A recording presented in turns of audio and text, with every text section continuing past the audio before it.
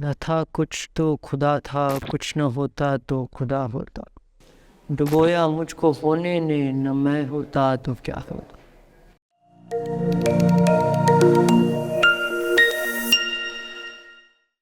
Welcome to another episode of Everyday Ghalib.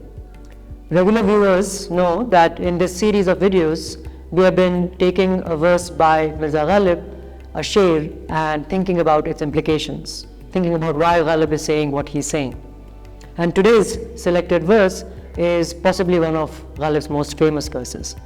It is one of 30 verses that Anjum Altaf, my collaborator in Lahore, and I had chosen for our book Thinking with Ghalib.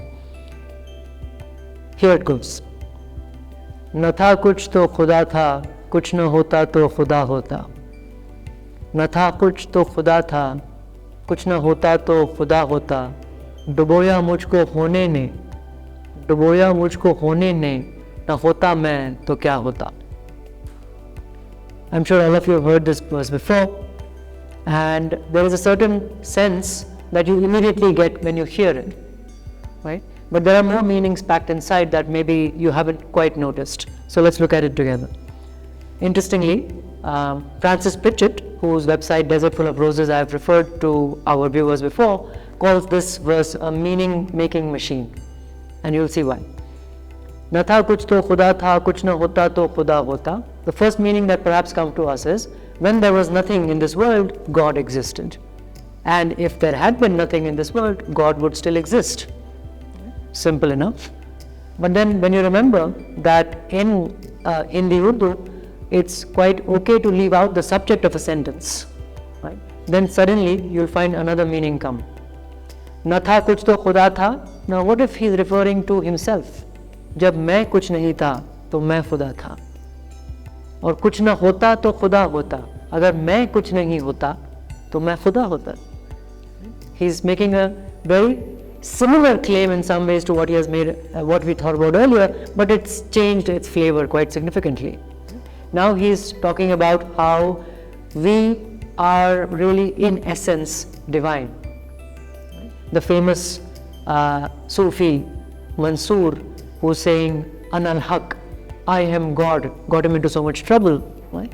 That what he meant by that was he was equating himself with the divine and saying if the divine is in all of us, not saying that literally he himself is God, but that God is in all of us. So Ghalib is saying something similar. Na tha kuch to khuda tha.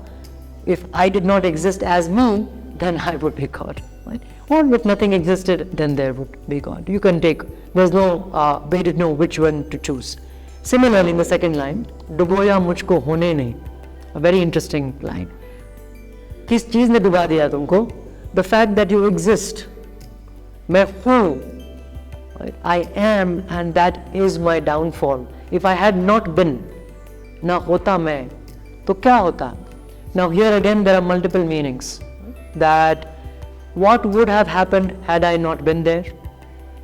That's one meaning, kya hota. What would I have been? What would have been my nature had I not been me? Na hota, agar main nahi hota, to main kya hota?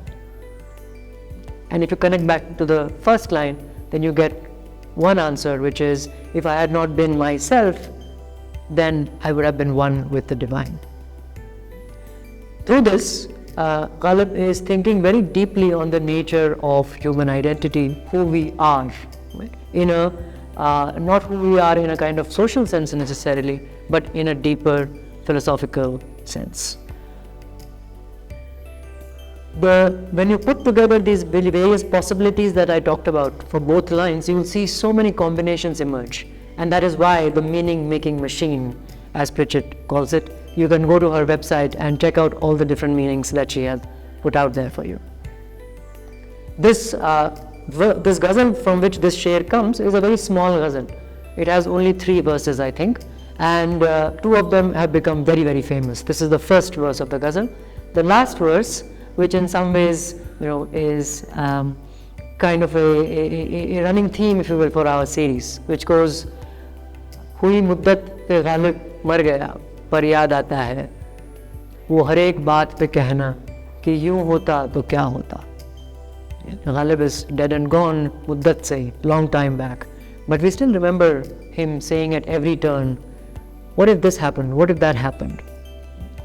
And the kind of long shadow that he has cast, the fact that we are still thinking about what he has said, vindicates this verse of his for me. Join me next time when we look at one more sher by Ghalib and reflect on the relevance for today's times. Thank you.